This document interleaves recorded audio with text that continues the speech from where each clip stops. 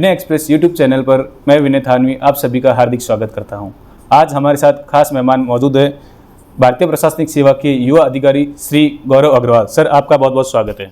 आप मूल रूप से करौली जिले से हैं। आपकी प्रारंभिक शिक्षा जयपुर में हुई। महज 16 वर्ष की आयु में आपने IIT JEE 2001 में पूरे भारत में 45वीं रैंक हासिल की। फिर वर्ष 2005 में आपने IIT कानपुर से अपनी स्नातक पूरी की।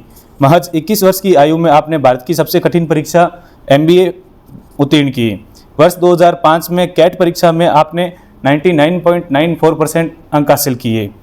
IIM लखनऊ से आपने वित्त में प्रबंधन पूर्ण किया और अकादमिक उत्कृष्टता हेतु आपको स्वर्ण पदक मिला। इसी के साथ आपने विदेश में बैंकर की जॉब छोड़कर भारत में जन सेवा हेतु सिविल परीक्षा की तैयारी शुरू की। पहले ही प्रयास में आपने वर्ष 2013 में सफलता अर्जित की। इस दौरान आपको भारतीय पुलिस सेवा में पोस्टिंग मिली, लेकिन आप यहां तक ही संतुष्ट नहीं हुए। दूसरे ही साल में आपने दोबारा तैयारी की और पूरे भारत में वर्ष 2014 बैच में आपने प्रथम स्थान हासिल किया UPSC सिविल सर्विस परीक्षा में। और उसके बाद में वर्तमान में आप राजस्थान शिक्षा विभाग में निदेशक माध्यमिक शिक्षा पद पर कार्यरत है।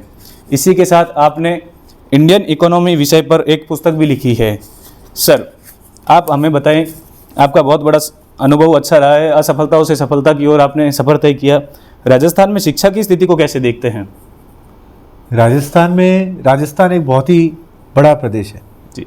कंट्री का सबसे बड़ा प्रदेश है। यहाँ की भौगोलिक परिस्थितियाँ अपने आप में काफ़ी कई एरियाज में काफ़ी विषम है।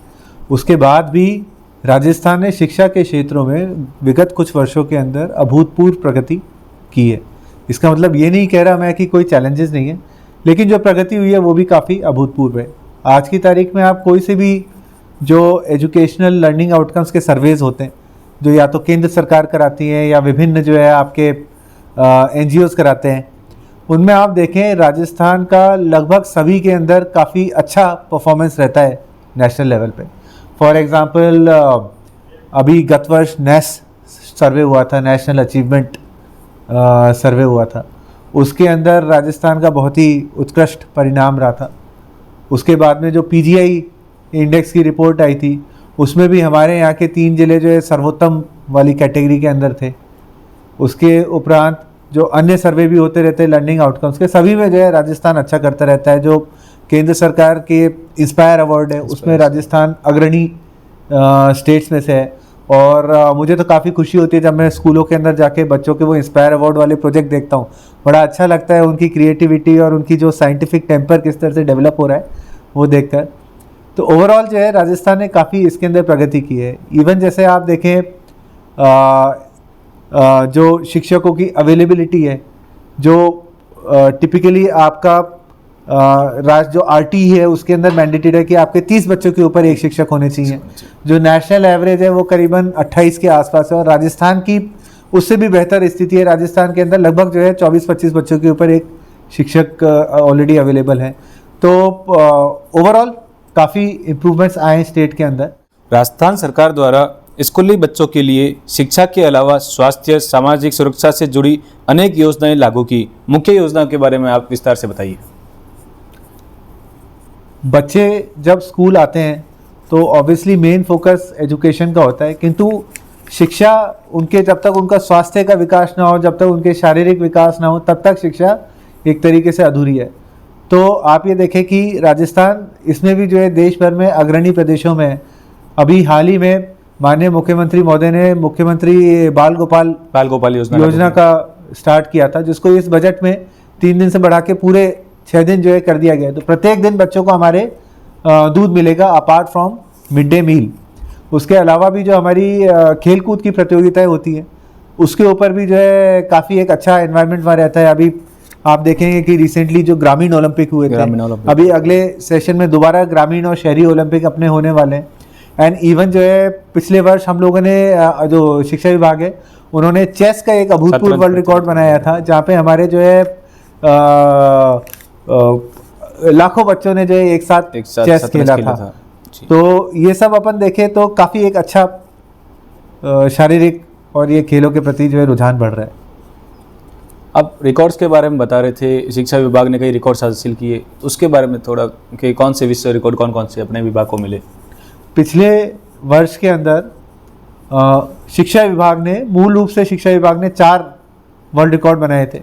इनमें सर्वप्रथम तो जैसा मैंने आपको बताया कि माननीय मुख्यमंत्री महोदय ने पिछले साल जो अपने कोरोना की वजह से या अन्य कारणों की वजह से बच्चों का जो लर्निंग लॉस होता है, कई बार आप देखते हैं विभिन्न सर्वों में आता रहता है कि अपने अधिकतर बच्चे जो है जिस क्लास में होते हैं, बच्चे उस क्लास के पीछे एक्चुअली रह जाते हैं उनके लर्निंग आउटकम्स की वजह से। तो इस गैप को पाटने के लिए ब्रिज प्रोग्राम को की घोषणा की थी, जिसके तहत राजस्थान की शिक्षा में बढ़ते कदम चलाया गया था।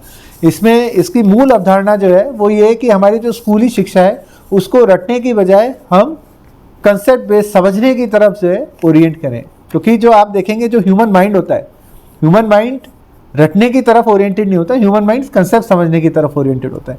तो इसी के चलते हम लोगों ने कॉन्सेप्ट बेस्ड वर्कबुक्स दी थी। उसके बाद में उनके कॉम्पिटेंसी बेस्ड ही हमने एग्जाम कराए थे, और उन एग्जाम्स की हमने चेकिंग जो थी किसी इंसान ने नहीं की थी। राजस्थान के कक्षा 3 से 8 तक के समस्त राजकीय स्कूलों के समस्त 50 लाख बच्चों की हिंदी, इंग्लिश और मैथ्स की पिछले जो आपके क्वार्टरली, हाफ ईयरली और एनुअल एग्जाम्स होते हैं, इनकी कॉपियां जो है आर्टिफिशियल इंटेलिजेंस से चेक की गई। और ये अपने आप में पूरी दुनिया भर में आज तक जो है इस स्केल पे आर्टिफिशियल इंटेलिजेंस का एजुकेशन सिस्टम के अंदर यूज नहीं हुआ है। तो राजस्थान ऑलरेडी जो है इसके अंदर एक विश्व रिकॉर्ड बना चुका है।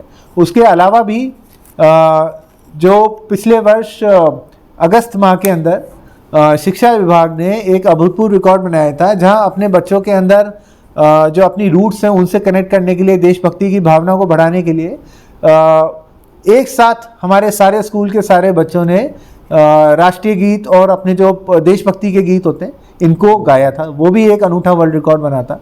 फिर 2 अक्टूबर को जो सरदम सभा हुई थी, उसके अंदर सरदम प्रार्थना जो हुई थी, उसमें भी जो है शिक्षा विभाग का ही सबसे महत्वपूर्ण योगदान रहा था।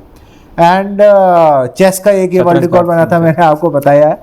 और उसके अलावा जो अपना स्काउट एंड गाइड वाला होता है, वो भी क्या मूल रूप से शिक्षा विभाग के अंदर आता है। तो वहां पे भी जो जम्बूरी हुई थी, जम्बूरी हुई थी, उसके अंदर भी जो है वर्ल्ड रिकॉर्ड बना था। जी सर, लगभग सभी सरकारी शिक्षकों को एक शिकायत रहती है कि उनसे गैर शैक्षणिक कार्य बहुत ज़्यादा करवाया जाता है। तो जैसे पोषाहार में ड्यूटी लगा दे, अन्य ऑनलाइन काम करवा दे, तो इसको आप कैसे मैनेज करेंगे? आपके लिए नहीं, कोई भी इस सीट पे आता है तो उनके लिए चुनौती का काम होता है। सही कह रहे हैं। एंड इनफैक्ट राज्य सरकार इस चीज़ को लेके काफ़ी कंसर्न भी है, और इसीलिए विभाग द्वारा समय समय पर इस तरह के दिशा निर्देश निकाले जाते रहे कि जो आरटी में जो वर्णित आपके कार्य हैं, जैसे चुनाव कार्य हो गए या फिर आपके जनसंख्या वाले कार्य हो गए या कोई आपदा हो गई, इन 3 को छोड़ के अन्य किसी कार्य में शिक्षकों की ड्यूटी ना लगाई जाए। और उन आदेशों की कंप्लायंस पे भी जब कभी भी हमारे पास में इस तरह से यथा कहीं पे कोई लोकल लेवल पे कहीं किसी तरह का आदेश यदि निकल जाता है, तो हमारे पास में जो भी इस तरह की कंप्लेंट्स आती हैं, हम उसको प्रॉपर चैनल से टेकअप करते हैं। और ये भरसक प्रयास यही करते हैं कि जो हमारे शिक्षक हैं उनको उनका यूज़ शैक्षणिक कार्य में हो, विभाग के जो कार्य उन्हीं के अंदर उनका प्रथम दायित्व हो।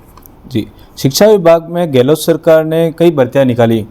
अब तक कितनी भर्तियां हो चुकी है और आगे क्या प्रोसेस है भर्तियों के बारे में, ये बताइए। पिछले 4 साल में माननीय मुख्यमंत्री महोदय की प्रेरणा से, उनके निर्देशन में शिक्षा विभाग ने अभूतपूर्व भर्तियां एक्चुअली की हैं। अभी तक पिछले साल भर के अंदर लगभग 1 लाख भर्तियां अपनी हो चुकी हैं, तथा 90,000 अपनी पाइपलाइन में प्रगतिरत हैं। इनमें मुख्य जो भर्तियां हैं जो अभी पाइपलाइन में है, एक तो 3rd ग्रेड अपने जो टीचर है 48,000 की वो भर्ती है। उसके अलावा जो अपने 10,000 के करीब जो 2nd ग्रेड शिक्षक हैं उनकी भर्ती है। इवन अदरवाइज जो अपने महात्मा गांधी स्कूल हैं उनके अंदर इंग्लिश मीडियम टीचर्स की 10,000 की भर्ती है। तो इस तरह से करते करते लगभग 90,000 की भर्ती अपनी प्रक्रिया रहता है। और उसके अलावा भी जहाँ कहीं पे भी शिक्षकों की कमी रह जाती है, वहाँ पे गेस्ट फैकल्टी के माध्यम से विद्या संबल योजना जो है वो लागू की जाएगी आगामी एकेडमिक वर्ष में। जी, आपने वर्ष 2014 में ऑल इंडिया में पहली रैंक हासिल की थी संघ लोक सेवा आयोग की परीक्षा में। राजस्थान की तुलना में अन्य प्रदेशों के युवाओं का अधिक सफलता मिलती है, तो इसमें आपका क्या कहना है, क्या संदेश देना चाहेंगे राजस्थान के युवाओं को यूपीएससी की तैयारी को लेकर? वेल विनय जी, ऐसा डेफिनेटली पहले आप जो कह रहे हैं वो पहले इस तरह से हुआ करता था, जब जो अन्य राज्य हैं विशेष तौर से अपन देखें या तो आंध्रा या यूपी या बिहार, वहाँ के लोगों का ज़्यादा चयन होता था। मगर आज की तारीख में तो सिचुएशन एकदम रिवर्स हो चुकी है। राजस्थान एजुकेशन का इतना हब बन चुका है कि चाहे आप यूपीएससी का एग्ज़ाम लें, चाहे आईटी का एग्ज़ाम लें, चाहे कैट का लें, चाहे मेडिकल का लें, किसी का लें, सबसे ज़्यादा जो है राजस्थान के विद्यार्थी एक्चुअली सेलेक्ट होते हैं। हमारा जो खुद का जो बैच था आईएएस का, उसमें भी सबसे ज़्यादा एक्चुअली राजस्थान के ही सिलेक्शन थे। तो पिछले कुछ वर्षों के अंदर राजस्थान ने अभूतपूर्व एक तरीके से प्रगति हासिल की है। एंड राजस्थान के जो युवा हैं उन सबका भविष्य बहुत उज्जवल है। सबको मैं यही कहना चाहूँगा कि आप लोग सारे डिस्ट्रैक्शन से फ्री होकर अपनी जो है पढ़ाई करें, तैयारी करें, एंड सफलता अपने आप आपको जो है कदम चूमेगी। आपने एक पुस्तक लिखी इंडियन इकोनॉमी, उसके बारे में थोड़ा विस्तार से बताएं। वेल विनय जी, एक्चुअली इकोनॉमिक्स जो है मेरा काफ़ी प्रिय सब्जेक्ट रहा है। मैंने जब एमबीए किया था, फाइनेंस में किया था, लेकिन साथ में जब भी मेरे को मौका मिलता था मैं इकोनॉमिक्स के कोर्सेज करता रहता था। तो एक तरीके से मेरा माइनर ही हो गया था इकोनॉमिक्स के अंदर। एंड फिर जो मेरा जॉब था हांगकांग में, जो मेरा ये बैंकिंग सेक्टर के अंदर जो जॉब था, उसमें भी मेरी जो प्राइमरी एरिया रहता था वो यही रहता था कि जो आपके मैक्रो इकोनॉमी होती है, जो बाज़ार होते हैं, सरकार की जो पॉलिसीज़ होती हैं, सेंट्रल बैंक्स की जो पॉलिसी होती है, उन सबको फॉलो करना। तो उससे मेरे अंदर इस सब्जेक्ट के प्रति काफ़ी लगाव डेवलप हुआ। उसके बाद में जब मैंने यूपीएससी के एग्ज़ाम दिया तो भी मैंने इकोनॉमिक्स को ही अपने ऑप्शनल के रूप में लिया, और उससे मेरी और जो है ज़्यादा जो है समझ बढ़ी। तो मेरे को काफ़ी एक्चुअली अच्छा लगता है ये सब्जेक्ट, मुझे समझ में आता है। एंड फिर मेरी हमेशा से चाहती कि मैं कुछ इसके अंदर कंट्रीब्यूट करूं, कुछ लिखूं। एंड फिर विगत कुछ महीनों के अंदर मुझे फॉर्चुनेटली इस तरह का मौका मिला। हालांकि मैंने 3-4 साल पहले भी कोशिश की थी, लेकिन तब मैं कंप्लीट नहीं कर पाया था। लेकिन अब जो है पिछले 7-8 महीनों के अंदर मेरे को इस तरह का मौका मिला, और फिर जो मेरी अंडरस्टैंडिंग है उसको मैंने फिर इस किताब के अंदर उतारा। और मुझे पूरा भरोसा है कि ये किताब जो है पाठकों को काफ़ी पसंद आएगी, स्पेशली वो लोग जो या तो जो है ऑलरेडी कॉम्पिटिटिव एग्ज़ाम्स की तैयारी कर रहे हैं, या फिर सोच रहे हैं किंतु मैदान में आने से डरते हैं क्योंकि उनको उनकी एग्ज़ाम्स की इतनी समझ नहीं है। आई एम क्वाइट श्योर कि इस किताब से उनको काफ़ी फ़ायदा होगा, क्योंकि इसके अंदर मैंने क्या है कि एक्चुअली जितने भी आपके जो कॉम्प्लिकेटेड इकोनॉमिक्स के कंसेप्ट होते हैं, कुछ होते हैं, उन सबको मैंने बड़े सिंपल तरीके से छोटा छोटा करके ब्रेक कर करके समझाया है, पिक्टोग्राफिकली समझाया है, कहीं कोई मैथ्स का यूज़ नहीं किया, पिछले साल के जो क्वेश्चंस हैं उनको यूज़ कर करके समझाया है, और पूरा कहानी की तरह एक लिखा है। तो आई एम क्वाइट श्योर आप एंजॉय करेंगे। जी, आपने भी सफलता से पहले कई असफलताओं का दौर का सामना किया होगा। काफ़ी युवा असफल भी होते हैं तो वो डिप्रेशन में आ जाते हैं, या अन्य कारण अपरिहार्य घटनाएं वो उनके जीवन में घटित होती है। तो युवा असफलता की स्थिति को कैसे मैनेज करें? आप मोटिवेशनल स्पीकर भी रहे हैं, तो थोड़ा बताएं। वेल, मेरे केस में सारे के सारे श्रोताओं को मैं बता दूं कि इस वीडियो की शुरुआत में विनय जी ने वो सारी चीज़ें आपको बताई जो कि मैंने अच्छी की हैं, लेकिन जो है इंट्रोडक्शन में कोई ये नहीं बताता असफलताओं के बारे में। मेरे बारे में बताया गया कि मैंने आईआईटी जेईई क्लियर की, आईआईटी कानपुर में गया, कंप्यूटर साइंस में गया, मेरी तब ऑल इंडिया रैंक 45 थी, जो बहुत ही अच्छी होती है। लेकिन वहाँ जाने के बाद मैं पूरी तरह से रास्ता भटक गया था। अब जो है आप कहीं भी देखेंगे इंटरनेट वगैरह पे आपको एक्चुअली जो है इसके सब के बारे में पढ़ने के लिए मिलेगा। वहाँ पे मैं रो रो के तो पास होता था। मैं जो है कई सारे सब्जेक्टों में फेल होता रहता था, कई सारों में पास इसलिए होता था कि प्रोफेसर दया कर देते थे मेरे ऊपर, कुछ इस तरीके से। और तो और मेरी डिग्री भी एक्सटेंड हो गई थी, और यहाँ तक कि जो है मेरे जो कैंपस प्लेसमेंट लगा था वो उस कंपनी ने भी अपना ऑफर विड्रॉ कर दिया था, जब मैं एक्चुअली पास होने वाला था आईआईटी से। मतलब आईआईटी कानपुर कंप्यूटर साइंस जो उस समय देश भर में बेस्ट होता था, उसके ग्रेजुएट के पास जो है कोई जॉब नहीं था पास होने के 2 दिन पहले तक। इस तरह की मेरी सिचुएशन थी। लेकिन विनय जी, जब आपकी असफलताएं होती है तो आपके पास में 2 ऑप्शन होते हैं। देखो जी, एक ऑप्शन जो बड़ा ईजी होता है वो ये होता है कि आप उससे हतोत्साहित हो जाएं, उससे आप डिप्रेशन में चले जाएं एंड अपनी एक होल के अंदर जाते चले जाएं। दूसरा ऑप्शन होता है कि जब भी आपका खराब समय चल रहा होता है उस समय आप अपने आप को बटोरें, एकत्रित करें, और दुगनी ऊर्जा से आप जो है मेहनत करना चालू करें। और उस समय आप जितनी मेहनत करेंगे, एक्चुअली लाइफ कभी सीधी डायरेक्शन में नहीं चलेगी, लाइफ हमेशा चलेगी, यूं चलेगी। और जब आप यहाँ होते हैं, नीचे होते हैं, तो उस समय आप जितनी मेहनत करते हैं अगला पीक उतना ही आपका हाई आता है। तो मेरा सभी बच्चों से यही कहना है कि आप लोग जब कभी भी इस तरह से मुश्किल समय में हो, हमेशा अपने आप को, अपनी स्ट्रेंथ पहचानिए, दुगने जोश से आप मेहनत कीजिए, एंड साथ में किसी से बातचीत करते रहिए। जैसे मेरे केस में मैं मेरे मम्मी पापा से हमेशा उनके टच में रहता था, चाहे मेरी किसी भी तरह के एग्ज़ाम हो, किसी भी तरह की परिस्थितियों में मेरे पापा जो है उनसे मैं हमेशा डिस्कस करता रहता था, आज भी डिस्कस करता रहता हूँ। तो कम्युनिकेशन गैप नहीं होना चाहिए, कभी नहीं होना चाहिए एक्चुअली। ये बहुत अच्छी आपने जानकारी हमारे दर्शकों को उपलब्ध करवाई। एक बात आती है, जो बच्चे तैयारी करते हैं तो वो सफलता का मंत्र पूछना चाहते हैं, तो क्या मंत्र आप अपनी तरफ से देना चाहेंगे? जो भी लोग किसी भी प्रतियोगी परीक्षा की तैयारी करें, जीवन में किसी भी मुकाम पे तैयारी करें, तो सफलता का मंत्र आपकी विचारों से।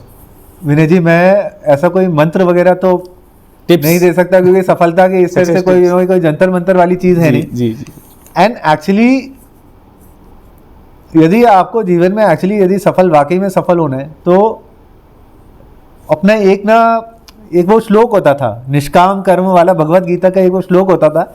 एग्जैक्ट श्लोक तो मेरे को देखो ध्यान नहीं है, लेकिन उसका हाँ सार ये होता था कि आप कर्म करो, फल की आप इच्छा मत करो, आप प्रोसेस एंजॉय करो। आप जितना आप प्रोसेस एंजॉय करोगे, अपने आप एक लेवल के बाद में सफलता आती चली जाएगी, क्योंकि आप उस चीज़ में उतने अच्छे होते चले जाओगे। आई मीन, आप एग्जाम्पल जैसे मैं हमेशा देता हूँ, मैं सचिन का, कोहली का, इन लोगों का एग्जाम्पल हमेशा देता हूँ कि सचिन जो है कभी सचिन इसलिए नहीं बने कि उनको सचिन बनना था, कि कभी जो है इसलिए नहीं बने सचिन कि उन्होंने सोच रखा था पहले कि मैं 100 सेंचुरी मारूंगा जी।